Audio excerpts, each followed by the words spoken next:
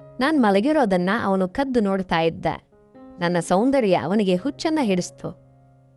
ಅವನು ನನ್ನನ್ನು ಹಿಡಿದುಕೊಂಡು ಅವನ ಇಚ್ಛೆಯನ್ನು ಪೂರೈಸಿಕೊಳ್ಳೋದಕ್ಕೆ ಹೊಲದ ಕಡೆ ಕರ್ಕೊಂಡು ಹೋದ.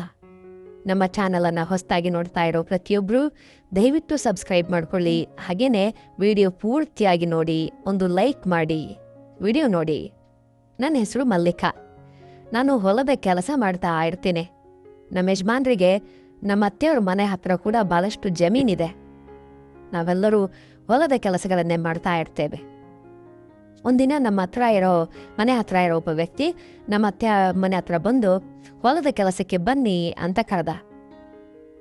ಹೆಚ್ಚಾಗಿ ಅತ್ತೆನೇ ಹೋಗ್ತಾ ಇರ್ತಾರೆ. ಆದರೆ ಆ ದಿನ ಇವತ್ತು ನನಗೆ ಸ್ವಲ್ಪ ಮೈ ಆರಾಮಿಲ್ಲಮ್ಮ, ನೀನೇ ಹೋಗಮ್ಮ ಅಂತೇಳಿ ನನಗೆ ಹೇಳಿದ್ರು. ಆಗ ನಾನು ನಮ್ಮ ಅತ್ತೆಗೆ ಎದುರು ಉತ್ತರ ಕೊಡದೆ ಸರಿ ಅಂತ ಹೇಳಿದೆ. ನಾನು ಹೋಗೋದಿಲ್ಲ ಅಂತ ಹೇಳಿದ್ರೆ ಅತ್ತೆ ಬೇಜಾರು ಮಾಡಿಕೊಳ್ತಾರೆ ಅಂಥೇಳಿ ನಾನು ಖಂಡಿತವಾಗಿ ಹೋಗ್ತೇನೆ ಅತ್ತೆ ಅಂಥೇಳಿ ನಮ್ಮ ಅತ್ತೆಗೆ ಹೇಳ್ದೆ. ಅನಿವಾರ್ಯವಾಗಿ ಹೇಳಲೇಬೇಕಾಗಿ ಬಂತು. ಸರಿ ಬಿಡು, ದಿನ ಹೋಗೋ ಕೆಲಸನೇ ಅಲ್ವಾ ಅಂಥೇಳಿ ಅಂದುಕೊಂಡೆ. ಇನ್ನು ಆ ದಿನ ಎಷ್ಟು ಜನರನ್ನ ಕೆಲಸಕ್ಕೆ ಕರೆದಿದ್ದಾರೋ ಆ ವ್ಯಕ್ತಿ ಅಂತ ನನಗೆ ತಿಳಿದು.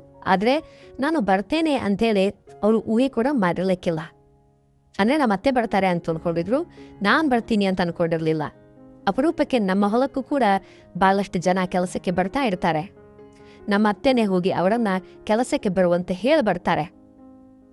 ನಮಗೆ ಹೊಲದಲ್ಲಿ ಕೆಲಸ ಇದ್ದಾಗ ಅವರು, ಇನ್ನು ಯಾರು ಹೊಲದಲ್ಲಾದರೂ ಕೆಲಸ ಇದ್ದಾಗ ನಾವು ಈ ರೀತಿ ಹೋಗೋದು ಹಳ್ಳಿಯಲ್ಲಿ ನಡೀತಾ ಇರುತ್ತೆ. ನಿಮ್ಮ ಹಳ್ಳಿಯಲ್ಲೂ ನಡೀತಾ ಇರುತ್ತೆ ಅಂತ ಅನ್ಕೊಂತೀನಿ. ಆದರೆ ಆ ದಿನ ಅವರು ಹೊಲದಲ್ಲಿ ಕೆಲಸ ಮಾಡೋದಕ್ಕೆ ಹೋಗ್ಬೇಕಾಗಿ ಬಂತು. ಆದರೆ ಅವನು ನಮ್ಮ ಹಳ್ಳಿಯಲ್ಲಿ ಸ್ವಲ್ಪ ಹೆಚ್ಚು ಜಮೀನು ಇರುವ ವ್ಯಕ್ತಿ. ಅಂದರೆ ಸ್ವಲ್ಪ ಶ್ರೀಮಂತರು, ಜಾಸ್ತಿ ಹೊಲ ಇರುವಂಥ ವ್ಯಕ್ತಿ. ಎಲ್ಲರಿಗಿಂತ ಅವರಿಗೆ ಊರಿನಲ್ಲಿ ಹೆಚ್ಚು ಹೊಲ ಇದ್ದೇವೆ. ಅವರು ಕೆಲಸಗಳನ್ನೆಲ್ಲ ಬೇರೆಯವರಿಂದ ಮಾಡಿಸ್ತಾ ಇರ್ತಾರೆ. ಕೂಲಿಯಾಳುಗಳಿಂದ, ಗೊತ್ತಿರೋರಿಂದ ಮಾಡಿಸ್ತಾ ಇರ್ತಾರೆ. ಅವ್ರ ಮನೆಯವರು ಯಾರೂ ಮಾಡೋದಿಲ್ಲ. ಆದರೆ ಅಲ್ಲಿ ಬಾವಿ ಹತ್ತಿರ ಇದ್ದು ಎಲ್ಲ ಕೆಲಸಗಳನ್ನು ನೋಡ್ಕೊಳ್ತಾ ಇರ್ತಾರೆ. ಅವರ ತೋಟದಲ್ಲೊಂದು ಬಾವಿ ಇದೆ.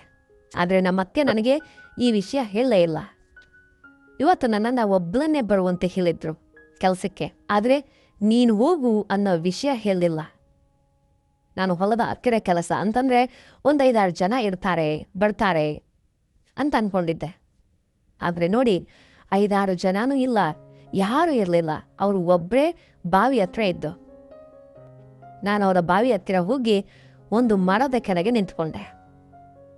ಆಗಲೇ ಅತ್ತ ಕಡೆಯಿಂದ ಬರ್ತಾ ಇದ್ದ ಅವರು ನನ್ನನ್ನು ನೋಡಿದ್ರು. ನಿಮ್ಮತ್ತೆ ಬರಲಿಲ್ವಾ, ನೀನು ಬಂದಿದ್ಯಾ ಮಲ್ಲಿಕಾ ಅಂತ ಕೇಳಿದ್ರು ಆಶ್ಚರ್ಯದಿಂದ. ಹೌದು ಯಜಮಾನ್ರೆ, ನಾನೇ ಬಂದಿದ್ದೇನೆ ಅಂತ ಹೇಳಿದೆ. ಸರಿ ಬಿಡು, ಯಾರಾದ್ರೇನೋ ಕೆಲಸ ಮಾಡೋದಕ್ಕೆ ತಾನೆ ಅಂತ ಹೇಳಿದ್ರು. ತಕ್ಷಣ ನನ್ನನ್ನು ಕರೆದುಕೊಂಡು ಹೋದ್ರು. ಆ ಹೊಲದ ಹತ್ತಿರ ಇರುವಂತಹ ಕೆಲಸವನ್ನು ತೋರಿಸಿದ್ರು, ಏನೇನು ಕೆಲಸ ಮಾಡಬೇಕು ಅಂತೇಳಿ. ಆಮೇಲೆ ಅವರು ಅಲ್ಲಿಂದ ಬೇರೆ ಜಮೀನಿನ ಹತ್ರ ಹೋದ್ರು. ನೀನು ಕೆಲಸವನ್ನು ಮಾಡ್ತಾ ಇರು, ನಾನು ಮತ್ತೆ ಬರ್ತೇನೆ ಅಂತ ಹೇಳಿ ಹೊರಟು ಹೋಗ್ಬಿಟ್ರು. ಎಲ್ಲ ಕೆಲಸವನ್ನು ತೋರಿಸ್ಬಿಟ್ರು. ಆದರೆ ಆ ಬಾವಿ ಹತ್ರ ಒಬ್ಬಳೇ ಒಂಟಿಯಾಗಿ ಕೆಲಸವನ್ನು ಮಾಡ್ತಾ ಇದ್ರೆ ನನಗೇನೋ ಆತಂಕ, ಭಯ ಅನ್ನಿಸ್ತಾ ಇತ್ತು. ಇದೇನೋ ಅತ್ತೆ ನನ್ನ ಜೊತೆ ಹೀಗೆ ಮಾಡಿದ್ರು, ಬಾವಿ ಇರೋ ವಿಚಾರ ಹೇಳಿಲ್ಲ, ದೊಡ್ಡ ಬಾವಿ. ನನ್ನನ್ನು ಒಂಟಿಯಾಗಿ ಕಳಿಸಿದ್ರು. ಅವ್ರಿಗೆ ಮನಸ್ಸು ಹೇಗೆ ಬಂತು ಅಂಥೇಳಿ ನನ್ನ ಮನಸ್ಸಿನಲ್ಲಿ ನಾನೇ ಅತ್ತೆಯ ಬಗ್ಗೆ ಅಂದುಕೊಳ್ತಾ ಇದ್ದೆ. ಅತ್ತೆಯನ್ನ ಅಂದುಕೊಳ್ಳೋದು ಯಾಕೆ, ಅತ್ತೆಯನ್ನ ಬೈಕೊಳ್ಳೋದು ಯಾಕೆ? ಬಹುಶಃ ಅತ್ತೆಗೂ ಕೂಡ ನಾನು ಒಬ್ಬಳೇ ಬರ್ತೇನೆ ಅಂತನೋ ವಿಷಯ ಗೊತ್ತಿಲ್ವೇನೋ, ಉಳಿದವರು ಕೂಡ ಬರ್ತಾರೆ ಅಂತ ಅನ್ಕೊಂಡಿರಬಹುದು ಅಂಥೇಳಿ ಮತ್ತೆ ನನ್ನ ಕೆಲಸದಲ್ಲಿ ನಾನು ಮಗ್ನಳಾಗ್ಬಿಟ್ಟೆ. ಇಷ್ಟರಲ್ಲಿ ಮಧ್ಯಾಹ್ನ ಆಯಿತು. ನಾನು ಮಧ್ಯಾಹ್ನ ಊಟ ಮಾಡೋದಕ್ಕೆ ಅಂಥೇಳಿ ಹೋಗಬೇಕು ಅಂತ ಪಕ್ಕದಲ್ಲೇ ಇದ್ದ ಒಂದು ಪಂಪ್ ಸೆಟ್ ಹತ್ರ ಹೋಗಿ ಕಾಲು ಕೈಯನ್ನ ತೊಳೆದುಕೊಂಡು ಒಂದು ದೊಡ್ಡ ಮರದ ಕೆಳಗಡೆ ಹೋದೆ. ಬೆಳಗ್ಗೆ ಬರಬೇಕಾದ್ರೆ ನಾನು ಬುತ್ತಿ ಗೆಣ್ಣನ್ನ ಕೂಡ ತಂದಿದ್ದೆ. ಯಾರು ಇಲ್ವಲ್ಲ ಅಂಥೇಳಿ ನಾನು ಅಲ್ಲಿ ಹೋಗಿ ಕೈಕಾಲನ್ನು ತೊಳೆದು ಕೈಯನ್ನು ತೊಳೆದ ನಂತರ ಮರದ ಕೆಳಗೆ ಹೋಗಿ ಕೂತ್ಕೊಂಡ್ಬಿಟ್ಟೆ. ನಾನು ಅಲ್ಲಿಗೆ ಸೀರೆಯಲ್ಲಿ ಹೋಗಿದ್ದೆ ಕೆಲಸಕ್ಕೆ. ಕೆಲಸದ ಅನುಕೂಲಕ್ಕಾಗಿ ಸೀರೆಯನ್ನು ಸ್ವಲ್ಪ ಮೇಲೆ ಎತ್ತಿ ಸಿಕ್ಕಿಸ್ಕೊಂಡು ಮಾತ್ರ ಕೆಲಸ ಮಾಡಬೇಕಾಗುತ್ತೆ. ಇಲ್ಲಿಯೇಗೂ ಯಾರು ಇಲ್ವಲ್ಲ ಅಂಥೇಳಿ ನಾನು ಊಟವನ್ನು ಮಾಡಿದೆ. ಊಟ ಮಾಡಿದ ನಂತರ ಇಲ್ಲಿ ಯಾರು ಇಲ್ವಲ್ಲ, ಸ್ವಲ್ಪ ಹೊತ್ತು ಹೀಗೆ ವಿಶ್ರಾಂತಿ ಪಡಿತೇನೆ ಅಂಥೇಳಿ ಆ ಮರದ ಕೆಳಗಡೆ ಪಕ್ಕದಲ್ಲಿ ಒಂದು ಚೀಲ ಇತ್ತು. ಅದನ್ನ ಕೆಳಗಡೆ ಹಾಕ್ಕೊಂಡು ಮಲ್ಕೊಂಡ್ಬಿಟ್ಟೆ. ಆಗ ಒಂದು ಬಟ್ಟೆಯಿಂದ ಮುಖ ಮುಚ್ಕೊಂಡು ಮಲ್ಕೊಂಡೆ. ಆದರೆ ನಾನು ಗಾಢ ನಿದ್ದೆಯಲ್ಲಿದ್ದಾಗ ಮುಖದ ಬಟ್ಟೆ ಪಕ್ಕಕ್ಕೆ ಸಲ್ದು ಹೋಗಿತ್ತು. ಹಾಗಲೇ ಅತ್ತ ಕಡೆಯಿಂದ ಆ ಆಸಾಮಿ ಬಂದೇ ಬಿಟ್ರು. ನಾನು ನಿದ್ದೆಯಲ್ಲಿದ್ದಾಗ ನನ್ನನ್ನು ಆ ಆಸಾಮಿ ಪಕ್ಕದಲ್ಲಿ ನಿಂತು ನೋಡ್ತಾ ಇದ್ರು. ನಾನು ಎಚ್ಚರಗೊಂಡಾಗ ನನಗೆ ಮುಜುಗರ ಆಗೋಯ್ತು. ನನ್ನ ಅಂದವನ್ನು ನೋಡಿ ಅವರು ಮರಳಾಗಿ ಬಿಟ್ಟಿದ್ರು ಅಂಥೇಳಿ ನನಗನ್ನಿಸ್ತು. ಊರಿನವರು ಸಹ ನನ್ನ ರೂಪದ ಬಗ್ಗೆ ಮಾತಾಡ್ತಾ ಇರ್ತಾರೆ ಆಗಾಗ.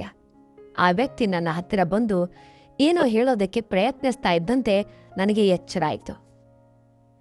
ನಾನು ಗಾಬರಿಯಿಂದ ಎದ್ದು ಕೂತ್ಕೊಂಡೆ. ಕನಸಿನಲ್ಲಿ ಬಂದದ್ದು ಕೂಡ ಇವರೇ ಅಲ್ವಾ ಅಂತ ಅನಿಸ್ತು. ನಿಜವಾಗಿಯೂ ಆ ಆಸಾಮಿ ಬಂದಿದ್ರಾ ಅಂಥೇಳಿ ಹಿಂದೆ ತಿರುಗಿ ನೋಡಿದೆ. ಆಗ ಅವರು ಅಲ್ಲಿ ನೋಡಿದೆ. ಅವರು ಕಂಡ್ರು ನನಗೆ. ಅಯ್ಯೋ, ನೀವು ಯಾವಾಗ ಬಂದ್ರಿ ಅಂತಂತೆ. ನಾನು ಈಗಷ್ಟೇ ಬಂದೆ. ನಿನ್ನ ಊಟ ಆಯ್ತು, ಮಲಗೋದು ಕೂಡ ಆಯ್ತಾ? ಕೆಲಸ ಅಲ್ಲೇ ಇಟ್ಟು ಇಲ್ಲಿ ಬಂದು ನಿದ್ದೆ ಮಾಡ್ತಾ ಇದೆಯಾ ಅಂಥೇಳಿ ಕೇಳಿದ್ರು. ಅದಿನ್ನೆಲ್ಲರಿ, ಈಗಲೇ ತಿಂದೆ, ಸ್ವಲ್ಪ ಸುಸ್ತಾದಂತಿದ್ರೆ ಮಲಗಿಬಿಟ್ಟೆ, ನಿದ್ದೆ ಹತ್ತದಂತಿದೆ ಅಂತ ಹೇಳಿದೆ. ಸ್ವಲ್ಪ ನಿದ್ದೆ ಬಂದಂಗಾಯ್ತು.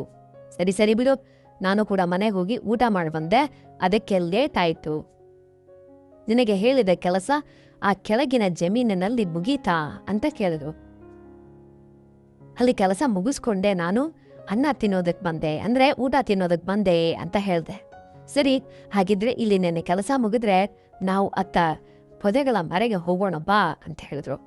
ನನಗೆ ಒಂದು ಕ್ಷಣ ಎದೆಯಲ್ಲಿ ನಡುಕ ಉಂಟಾಯಿತು. ಇದೇನು ಆಸಾಮಿ ಹೀಗೆನ್ನುತ್ತಾ ಇದ್ದಾರೆ? ಇಲ್ಲಿವರೆಗೆ ನಾನೇನೋ ಮೈ ಮರೆತು ಮಲಗಿಬಿಟ್ಟಿದ್ದೆ. ಇದೆಲ್ಲವನ್ನ ಅವರು ನೋಡಿದ್ದಾರೆ. ಈಗ ನಾನೇನು ಮಾಡೋದು? ಇದನ್ನೆಲ್ಲ ನೋಡಿದ ತಕ್ಷಣ ಏನೋ ದುರುದ್ದೇಶದಿಂದ ಹೀಗಂತ ಇದ್ದಾರೇನೋ ಅಂತ ನಾನು ಅನ್ಕೊಂಡ್ಬಿಟ್ಟೆ. ನಾನು ಒಂಥರ ಯೋಚನೆ ಶುರುವಾಗೋಯ್ತು. ಏನಂದ್ರೆ ನನಗೆ ಅರ್ಥ ಆಗಲಿಲ್ಲ ಅಂತಂದೆ. ಅದೇ ಆ ಪೊದೆಗಳ ಮರೆಗೆ ಹೋಗೋಣ ಬಾ, ಇಲ್ಲಿ ಕೆಲಸ ಮುಗೀತು ಅಂತ ಇದೆಯಲ್ಲ, ಬಾ ಹೋಗೋಣ ಅಂತ ಹೇಳಿದ್ರು. ನನಗೆ ಒಂಥರ ಯೋಚನೆ ಶುರುವಾಯಿತು. ಅಲ್ಲೇನಿದೆ ಅಂತ ಕೇಳಿದೆ. ಅಲ್ಲೇನಿದೆ ಅಂತ ಹೇಳ್ತಾ ಇದೆಯಾ? ಏನೂ ಇಲ್ಲ, ನಾನು ಹೇಳ್ತೀನಿ ಬಾ ಅಂತ ಹೇಳಿದ್ರು. ನಾನು ಮರು ಮಾತನಾಡದೆ, ಸರಿ ಸದಾ ನಡಿ ಪದ ಹೋಗೋಣ ಬಾ ಅಂಥೇಳಿ ನಾನು ಅವರ ಜೊತೆಗೆ ಮೆಲ್ಲಗೆ ಆ ಪೊದೆಗಳ ಹತ್ತಿರ ಒಳಗೆ ಕರೆದುಕೊಂಡು ಹೋದ್ಬಿಟ್ರು. ನನಗಂತೂ ತುಂಬ ಭಯ ಆಗ್ತಾ ಇದೆ. ಆದರೂ ಸರಿ ತಪ್ಪದಲ್ವಾ? ಈಗ ಅದೇನು ಇದೇನು ಅಂತ ಕೇಳಿದ್ರೆ ಮತ್ತೆ ಎಲ್ಲಿ ಕೋಪ ಮಾಡ್ಕೊತಾರೋ ಆ ಆಸಾಮಿ ಅಂತ ನಾನು ಅಂದ್ಕೊಂಡ್ಬಿಟ್ಟೆ. ಅಲ್ಲಿಗೆ ಹೋಗೋಷ್ಟರಲ್ಲಿ ಪೊದೆಗಳ ಒಳಗೆ ಹೋಗಿ ನನ್ನನ್ನು ಒಳಗೆ ಕರೆದ್ರು. ಅದೇನಂದ್ರೆ ಆ ಪೊದೆಗಳ ಒಳಗೆ ಕರೀತಾ ಇದ್ದಾರೆ. ಯಾಕೆ? ಒಂದು ವೇಳೆ ನಿಮ್ಮ ಹತ್ತಿರ ಕೆಲಸ ಇಲ್ಲದೆ ಇದ್ರೆ ಹೇಳಿ, ನಾನು ಮನೆಗೆ ಹೋಗ್ತೀನಿ. ಈ ತೋಟದಲ್ಲಿ ಕೆಲಸ ಇಲ್ಲ ಅಂದ್ರೇಳಿ ನಾನು ಮನೆಗೆ ಹೋಗ್ತೀನಿ. ಅದೇನು ಮಲ್ಲಿಕ ಹಾಗಂತೀಯಾ?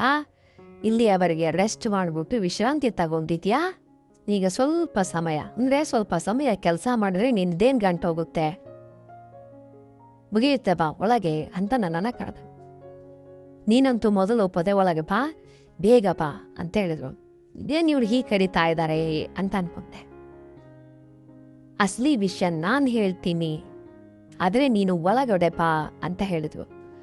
ಹೆದರುತ್ತಾ ಒಳಗಡೆ ಹೋದೆ. ಒಳಗೆ ಹೋಗುತ್ತಾ ಇದ್ದಂತೆ ಆ ಪೊದೆಗಳಿಂದ ಹೊರಗೆ ಹೋಗೋದಕ್ಕೆ ಸ್ವಲ್ಪ ತೊಂದರೆ ಆಗ್ತಾ ಇತ್ತು ಅಂಥೇಳಿ ಅಲ್ಲಿರುವ ಕೊಂಬೆಗಳನ್ನು ಅತ್ತ ಇತ್ತ ಹಿಡಿದು ಕತ್ತರಿಸ್ಬಿಟ್ಟು, ಈಗ ನೀನು ಹೊರಗೆ ಹೋಗು ಅಂತ ಹೇಳಿದ್ರು ಪೊದೆಗಳತ್ತ. ಆಗ ಆ ಪೊದೆ ಮಧ್ಯೆ ಹೋಗಿ ನಾನು ಅತ್ತ ಹೊರಗೆ ಹೋಗಿ ನೋಡಿದೆ. ಆ ಪೊದೆಗಳ ಮಧ್ಯಕ್ಕೆ ಹೋಗಿ ನಾನು ಆ ಕಡೆ ಹೊರಗೆ ಹೋಗಿ ನೋಡಿದೆ.